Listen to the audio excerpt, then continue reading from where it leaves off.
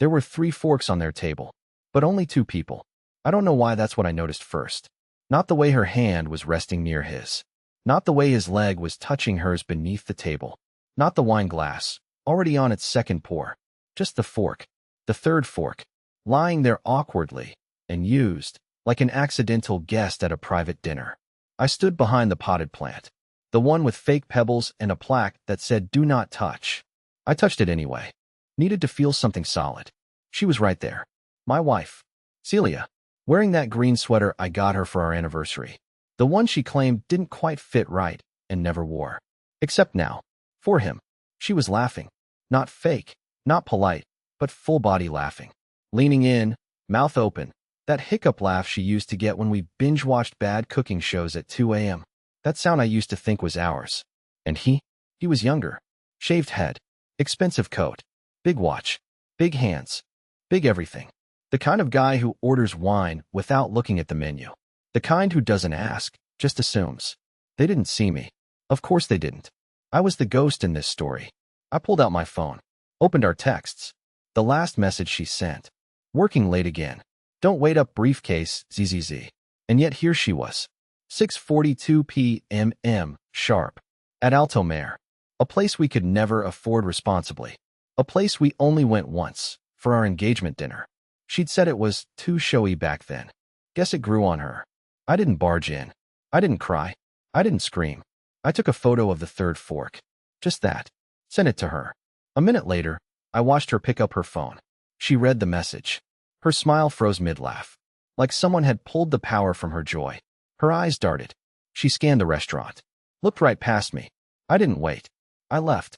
And I walked home. Alone. When I got there, her keys were already on the counter. She'd beaten me back. And she wasn't alone. There were 3 forks on the table, and only 2 people sitting there. That detail stuck with me, absurdly, like a clue in a detective story I hadn't meant to walk into. I didn't even know why I was in that restaurant. I wasn't hungry. I wasn't following her. It wasn't some pre-planned sting operation. It was pure accident, or maybe fate, if you're the kind of person who believes in that stuff. I'd been walking home from my dentist appointment, which ran late because the receptionist locked herself out of the system. And on my way back, I cut through the side street to avoid traffic. That's when I saw the glowing red canopy of Altoare, the kind of place you don't just stop by. The kind of place where you make reservations a week in advance and pretend to enjoy lamb tartare because it costs $38. Through the front window, I spotted her. Celia, my wife. Married 6 years. Together 9. She was sitting with a man I didn't recognize. He had one of those smiles, not forced, not arrogant, but comfortable. Like he belonged there, like he'd been invited into something I thought was mine. He leaned forward casually, elbow on the white tablecloth, while Celia held her wine glass like it was part of her hand. They weren't just dining, they were relaxed. Familiar. Her eyes crinkled when she laughed at something he said. I stood outside for a while, too stunned to move, trying to make sense of the third fork. Because here's the thing. We'd eaten at that place exactly once, the night we got engaged. It had been her idea. Back then she said it was too fancy but worth it for the memory. That night, she wore a deep green dress and cried when I asked her. She said I knew her better than anyone ever had. But now, watching her laugh across from this stranger, I felt like I was watching a different version of her. One I wasn't invited to know. I didn't barge in. I didn't yell. I didn't do the cliché thing. No public confrontation, no broken glass. Instead, I pulled out my phone and opened our messages. The last text she'd sent that morning read, "Client pitch ran long. Working late. Don't wait up tonight." I took a photo of the fork. Just the fork. And I sent it to her with no context, no words. From where I stood, I could see her phone light up on the table. She glanced at it mid-laugh. Then something shifted. Her expression tightened. Her fingers stopped moving. She stared at the screen for longer than she needed to. Then her eyes lifted and searched the room slowly, scanning behind her, across the windows, looking for the ghost who sent it. She didn't see me. I was already walking away. When I got home, I noticed the lights were already on. That was strange. She was still at the restaurant 10 minutes ago, but now her car was in the driveway and the front door was unlocked. I stepped inside quietly, shoes still damp from the rain. Her coat was hanging on the hook, her purse on the counter, everything in its place. And that's when I heard something upstairs. Not voices, just movement. Floorboards creaking, soft and deliberate, like someone trying not to be heard. I hadn't said a word to her. I hadn't even knocked on the restaurant window. But somehow she was already home. And so was someone else. I didn't move right away. I stood in the hallway like someone who'd just broken into their own life. There was something unspoken in the air, something cold and wrong. The kitchen light was on, humming faintly. The house smelled like her shampoo, eucalyptus and something expensive. That scent used to comfort me. Now it just made my skin crawl. The sound upstairs came again. Not loud, not urgent. Just the creak of the floor near the bedroom. A deliberate step, then a pause. My stomach tightened like I'd swallowed concrete. It couldn't be her. She was still at the restaurant 20 minutes ago. I'd seen her there. I'd watched her sip wine and laugh like I didn't exist. So how could she be home now? And not just home, but already upstairs? I took one step forward. The wood under my foot betrayed me with a sharp crack, and the noise above stopped instantly. Silence, heavy and expectant, settled over the house like a blanket. I stood there frozen, barely breathing. Then, from upstairs, I heard the soft click of a door, not slamming, not opening, just closing gently. My first thought was, intruder. Maybe a break-in. Maybe I wasn't just losing my marriage. Maybe I was about to lose everything. I reached for the drawer where we kept the flashlight and, if I'm being honest, a dull old kitchen knife we used for camping. My hand was shaking so badly, I dropped the drawer halfway open and scattered pins and batteries all over the floor. And then I heard footsteps, fast, descending the stairs. I backed up, ready to bolt or swing or scream. But it was her. Celia. Alone. Or at least, she looked alone. She was barefoot, hair slightly damp, like she'd just stepped out of the shower. But she wasn't supposed to be here. She should have been finishing dessert with that guy, the one who made her laugh like she'd never met me. She stopped halfway down the stairs when she saw me, eyes wide, mouth opening slowly like a computer buffering a response. "You're home early," she said, voice flat. Not guilty, not surprised, just blank. I didn't answer. I was too busy scanning behind her, up the stairwell, toward our bedroom. Every instinct in me was screaming. Something wasn't right. Something didn't fit. "I thought you had that dentist thing," she added, stepping down 2 more stairs. Her tone was casual, as if we'd just bumped into each other in the kitchen, not like I'd caught her in an expensive restaurant with a man who definitely wasn't her client. I stared at her for what felt like a full minute, then finally spoke. "I saw you." Her face didn't twitch. No denial. No gasp. She just tilted her head slightly, like a curious dog. "Where?" she asked, like I was bringing up something from a dream. "Altoare," I said. "Corner table. You were with someone. Wearing that green sweater I bought you. The one you said didn't fit." There was a beat of silence. Then she smiled. Small, careful, controlled. "That's not possible," she said, as if correcting a confused child. "I've been home all afternoon." I blinked. My brain stuttered. That couldn't be true. I had photographic proof she was there. I'd sent her the picture. I saw her read it. I watched her look around. She knew I'd seen her. But now she was standing in front of me, calm as ever, claiming she'd never left the house. "I saw you," I repeated, voice cracking. "I saw your face. I saw you laughing. You were with him." She sighed, not in anger, but in something worse. Pity. Like I was a man unraveling in real time. "I think you're overtired," she said. "You've been anxious lately. You've been talking in your sleep." That's when it hit me. She was gaslighting me. But why? Why that hard? Why go this far? I stepped back and pulled out my phone, heart pounding. I opened the messages. Scrolled to the photo. The one I'd taken of the third fork. The wine glass. Her green sleeve. His hand.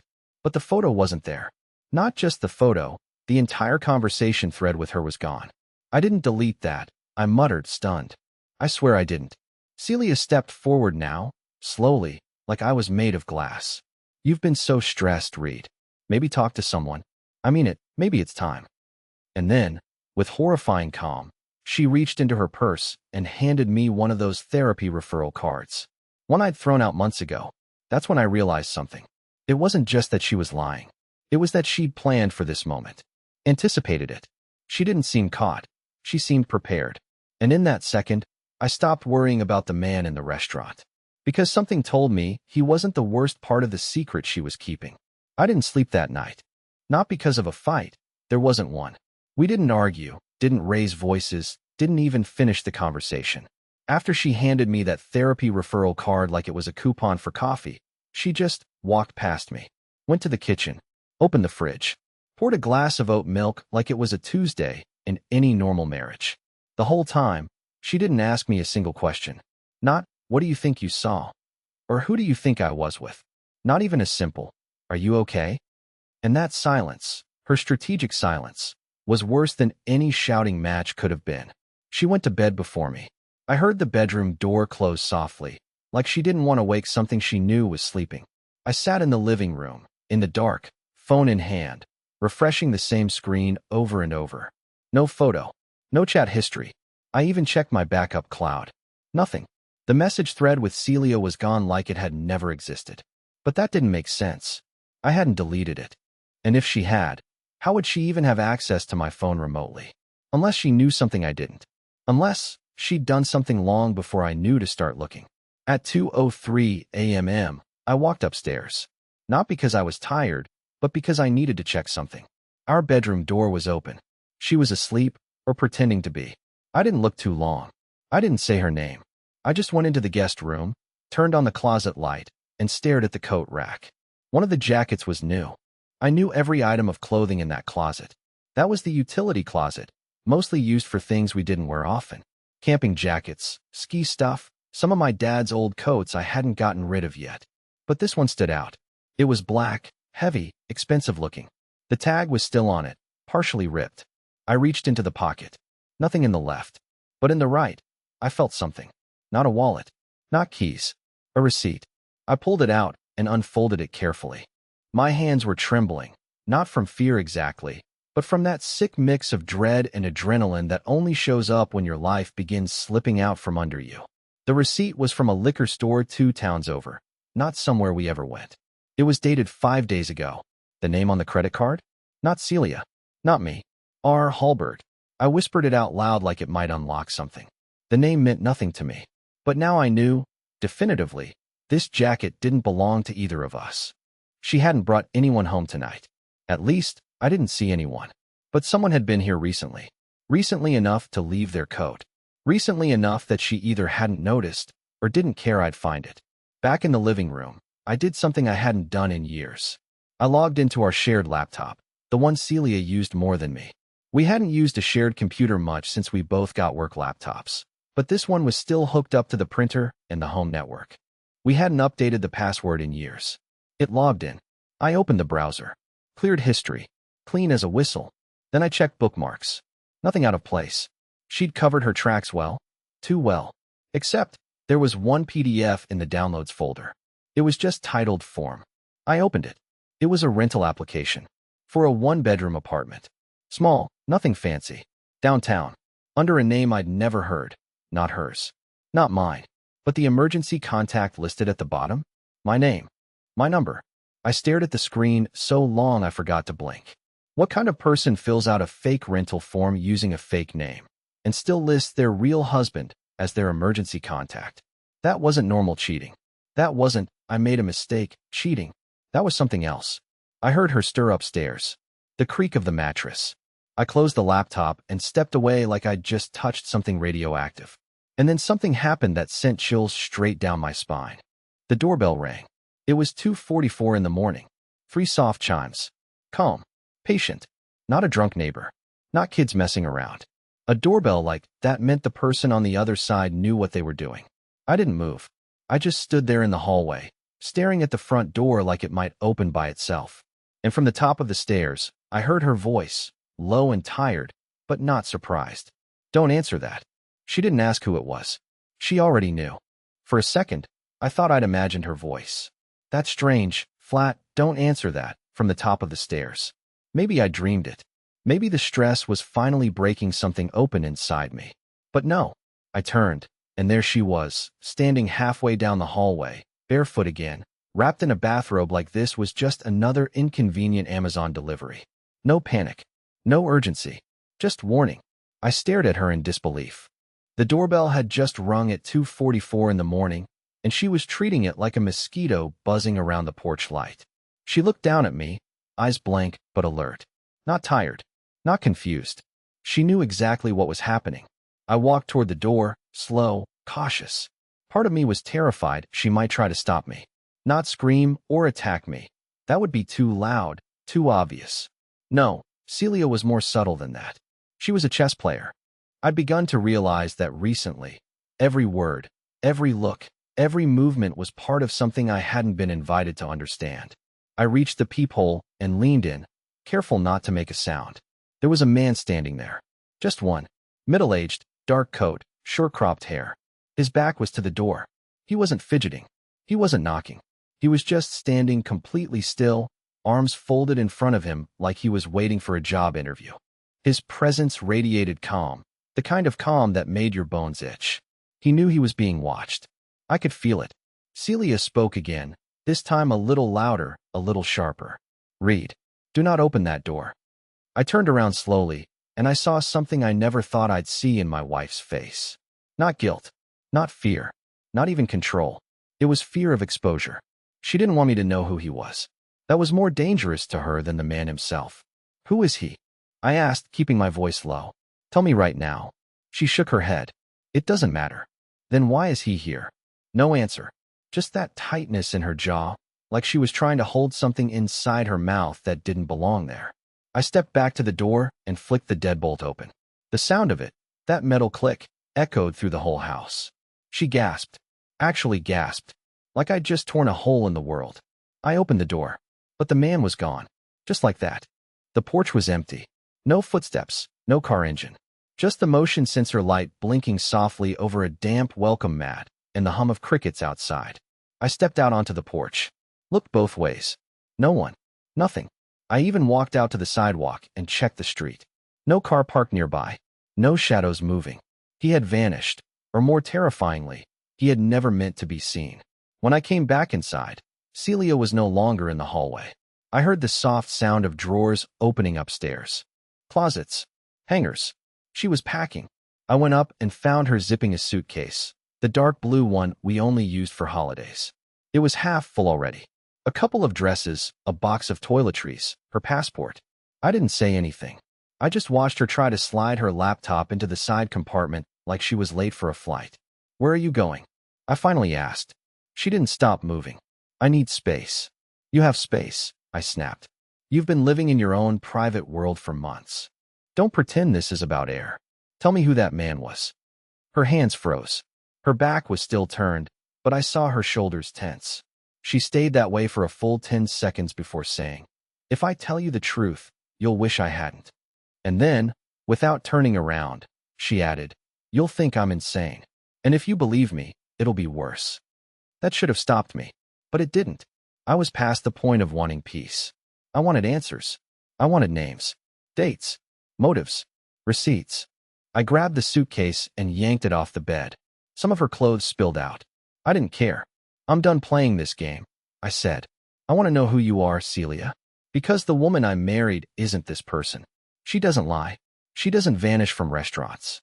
She doesn't erase messages from my phone or pretend she wasn't where I saw her."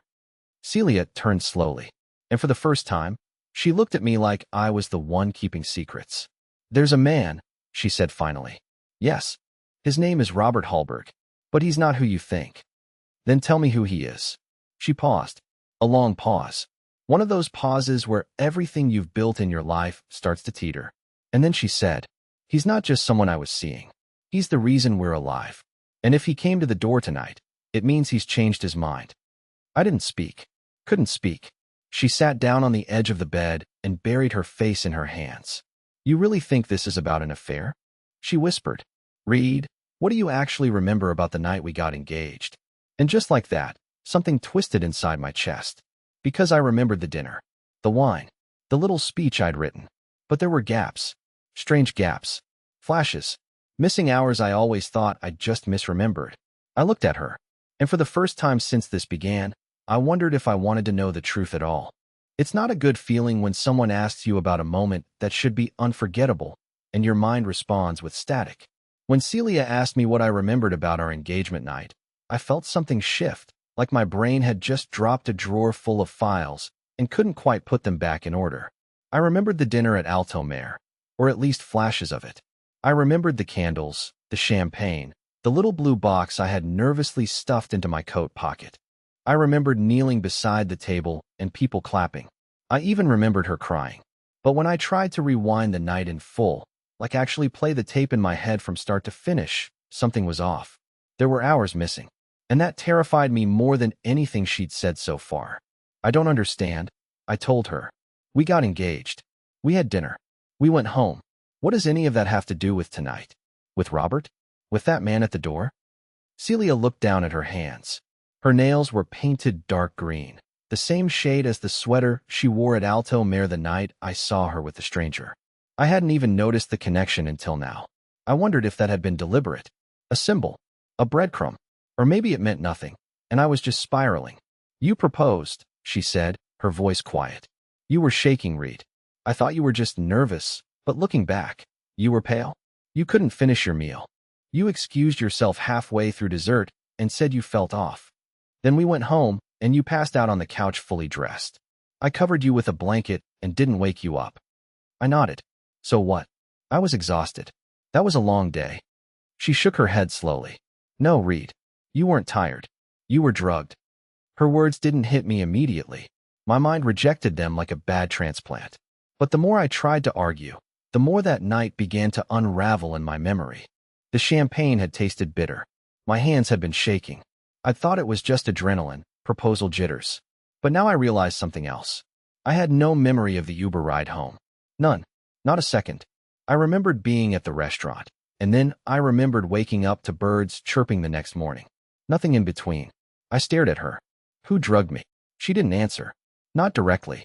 Instead, she stood up and walked to the closet, pulled down a small black lockbox from the top shelf, the kind people use to keep passports and insurance papers. She entered the code without hesitation. When she opened it, there were no documents. No jewelry. Just one thing. A burner phone. She handed it to me. It was already on. No password. There was only one contact saved in the Messages app. R. I scrolled through the thread. The messages were cryptic. Short. All lowercase. Most of them made no sense. R confirmed. Celia, how long do we have? R depends. He's quieter than expected. Celia, will it fade? R it already is. Be patient. Celia, what if he starts asking again? R stall him. I looked up at her, my throat tightening. Are these about me? She nodded. You've been lying to me for years. No, she said. I've been protecting you. From a truth you begged me to erase. I didn't know what to say to that. It sounded insane. It was insane. But the way she said it, calm, firm, resolved, she wasn't trying to convince me. She was reminding me of something I wasn't supposed to forget. She sat back down on the bed and folded her hands like someone preparing to give testimony. Her voice was almost too steady. You saw something, Reed. Something you weren't supposed to see. And you made me promise to help you forget. You said you didn't want it ruining our lives. You wanted peace. So I agreed. And Robert facilitated it. I laughed. A short, bitter, breathless laugh. You expect me to believe I erased my own memory of something and hired some mystery man to help. She didn't blink. Yes, because you knew if you didn't forget, they'd come for you. You said you didn't want to live looking over your shoulder. You wanted a clean slate. I stood up, pacing now. My body wanted to run, but there was nowhere to go. And now, I asked, why is he back? What changed? She didn't answer right away. Her hands were shaking now. The first crack in her mask. I think he's trying to remind you, she said. Or maybe someone else is. I looked back down at the phone. There was a new message. Just one word. Soon. I didn't even hear myself drop the phone. My vision tunneled. I could hear my heart pounding in my ears like distant thunder. Celia stood up and touched my arm. I didn't want this. I thought we were in the clear. And then, just before the lights in the house flickered once, barely noticeable, but just enough to make the hallway buzz, she whispered, Reed, you need to remember what happened at Altoare. The real reason we were there. Because whatever we erased, it's coming back. And in that moment, I understood something awful. This story hadn't started with the woman at the cafe. It started long before that. I just hadn't been conscious for it. There's a type of silence that doesn't feel empty. It feels loaded. Like the air around you is bracing for whatever comes next. That's what filled the room after she said those words. The real reason we were at Altoare. I sat back down, slowly, as if moving too fast might set something off. I stared at her. She looked tired in a way I hadn't seen before. Not physically, but existentially. Like someone who's been rehearsing the truth for years and finally ran out of excuses not to say it. There was no panic in her eyes anymore, just resignation, and maybe a little fear that once I knew everything, I wouldn't look at her the same again. And I wouldn't. I already knew that.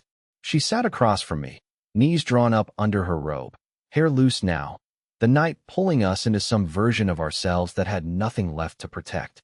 She spoke softly, like the walls were listening. You remember that you proposed to me that night. That's not a lie. You had the ring. You were nervous. It was real. But that wasn't the reason we picked Altoare. That wasn't even the night you'd planned to propose. That whole evening was my idea. I insisted on the place. I insisted on the timing. Because I knew Robert would be there. I blinked. What do you mean would be there? You invited him? No. I knew he'd be watching. He always watches when a reset happens. A reset? I asked, the word dry and alien on my tongue. What is this, some cult language? She didn't laugh. Just continued. You came to me 3 days before that dinner. You were pale, paranoid. You said someone had followed you after work. You said you saw something at your office you weren't supposed to. A meeting, a name. I don't know what exactly. You never told me, but you were shaking. I thought you were having a breakdown. You said if you didn't get help, they'd come for you. And not just you, me too. You kept saying they don't let people walk away. They clean it up. Over and over again. I didn't remember any of this. Not a single second. I would have thought she was making it up. All of it. If not for the way her voice cracked on the word help. If not for the fact that a man had appeared at our door in the middle of the night and vanished without a sound. If not for the burner phone I now held in my lap like it might start burning through my jeans. I tried to calm you down, she continued. I told you to go to the police. But you laughed at me. You said the police were worse. You said the only person who could get you out was someone named Hallberg. You used a connection. You made a call. And then you asked me one thing. She looked me directly in the eyes, and it felt like a punch to the chest. You asked me to come with you. You said if you had to forget everything, I was the only part you wanted to keep. My stomach twisted. There was a dull ringing in my ears, like I was on the edge of passing out. I stood up and walked to the window, needing air. The street was still empty. No sign of the man. Just a raccoon digging around the recycling bins. I turned back to her. So what was Altoare? A cover? It was the handoff, she said. You proposed halfway through dinner. Then you started to feel sick. You don't remember the second half of the night because they started the reset right after dessert. They took you to a clinic 2 floors above the restaurant. You were only gone for 20 minutes. You thought you went to the bathroom. I was shaking now. That's impossible. You can't just wipe someone's memory like that. That's not real. That's sci-fi. She walked over, slowly, and handed me a folder I hadn't seen her holding. It had been tucked in the suitcase. Inside were 6 pages, all medical. None official. All stamped with a logo I didn't recognize, a triangle with a single dot in the center. The date on the form? One day before our engagement dinner. My name was at the top. Under procedure. MN 7/external trauma-triggered memory clearance, Tier 2. Below it, in Celia's handwriting, was a note. Patient requested selective suppression of traumatic visual exposure. Partner consents to relational continuity. Observational monitoring approved. My breath caught in my throat. What did I see, Celia? Her face hardened. I don't know, and I don't want to. You begged me not to ask. You said it wasn't just dangerous, it was a curse. You said knowing would make me a target. I turned and looked at the mirror across the room. For the first time in days, I really looked at myself. And I saw it. In the eyes, in the posture. I wasn't just unraveling. I was slowly remembering a version of myself I had buried like a landmine. And then the doorbell rang again. One single chime. Louder this time. Sharp. Final. Celia looked at me. That's not Robert. I reached for the burner phone. A new message. It's time. I didn't answer the door. Not that night. Not when the chime echoed through the house again, deeper than it had any right to sound. Not when the air changed. That still pressure you feel before a storm hits. Not even when Celia stepped back and whispered, "Read. Whatever you do, don't open it until you know." Instead, I did something I should have done a long time ago. I sat down. Right there on the stairs, halfway between the door and the second floor, between the life I knew and the one I was beginning to remember. I closed my eyes, breathed deeply, and let the weight of it all crash down. Not in fear this time, but with purpose. I had spent weeks trying to chase the truth like it was a moving target. But in that moment, I stopped running. And the memories started to come back. Not like a flood, more like fragments clicking into place. A hallway with white tile. A voice behind me saying my name 3 times. A screen showing a blurred image of a man. His face pixelated, but I knew him. And then I saw myself holding something. A photo. No, a file. Thick, sealed with a red wax stamp. I couldn't make out what was inside, only that I wasn't supposed to see it. I'd seen something that day, and I'd chosen to forget not because I was weak, but because I wanted a life beyond paranoia. Because for the first time in my life, I'd fallen in love, really, genuinely, and I wasn't willing to lose it to a secret that didn't belong to me. That's what Celia had been protecting. Not just my mind, but our life. I opened my eyes. The door was silent again. No shadow beneath it. No hum. Whoever had been there, if anyone had been, was gone now. When I turned to her, Celia looked smaller. She always carried this subtle strength, even when she was exhausted or angry, but now that strength had shifted. She didn't look like someone managing a lie anymore. She looked like someone who had carried a burden far too long and was finally letting it go. "I'm sorry," she said softly. "For everything I didn't say, for what I had to do. You trusted me, and I made choices you didn't get to vote on." I stood up, walked over, and took her hand. "You did it to protect us. I get that now. I didn't then, but I do now." And I meant it, not out of blind faith, not because it made the pain vanish, but because sometimes forgiveness isn't about erasing what hurt you. It's about choosing what still matters in spite of it. We sat together on the couch until morning.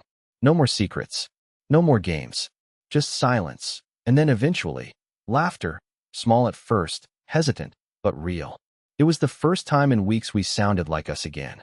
That week, we threw out the burner phone, burned the medical folder in the backyard, and we drove out to the coast. No phones, no maps, just open highway. It wasn't an escape. It was a restart. One we chose together. And you know what? She laughed again. Not like she'd never met me, but like she finally remembered who I was. And I did too.